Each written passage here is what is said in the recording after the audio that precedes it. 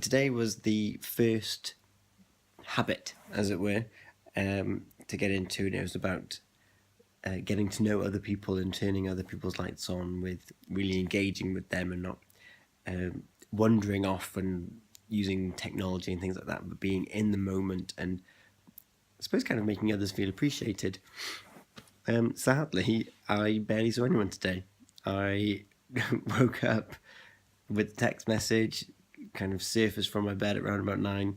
I didn't actually see another human being or speak to another human being until about 5 p.m. I mentioned in my journal that what I did do at that time was help one of the neighbours in the complex that I live in with bringing stuff in from their car, which I was quoted as being a true gentleman. And it was amazing what I kind of found out in that short period of time. I've mentioned in my journal that it's difficult to fully engage with someone when you have somewhere else to be. So the reason why 5 o'clock is such a pivotal time is because I was leaving to get to a gig that I had in Newport, which I was late to anyway in the end. But in that short couple of minutes or so, it was interesting to find out about these two neighbours that introduced themselves to me and me to them when I first moved in less than a year ago, but I haven't seen them really since.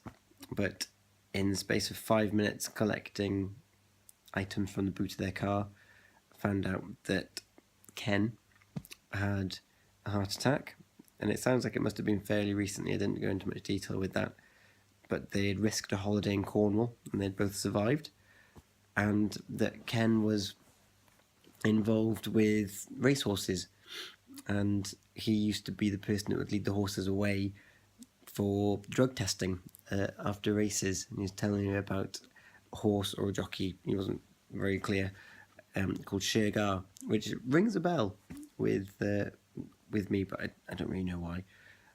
And he's got a picture in his living room of him leading the horse away, and a couple of weeks later it then went on to win the Derby. So that was my little moment of paying attention to two people that I don't really know, but hopefully making them feel appreciated, that I didn't belittle or gloss over their history and their proud moments, because they're quite old. The picture on the wall was black and white, but showing an interest in Chester races that's coming up, and the odds of a particular horse from the same trainer who's gone from 14 to 1 down to 6.5 to 1 in the space of that morning.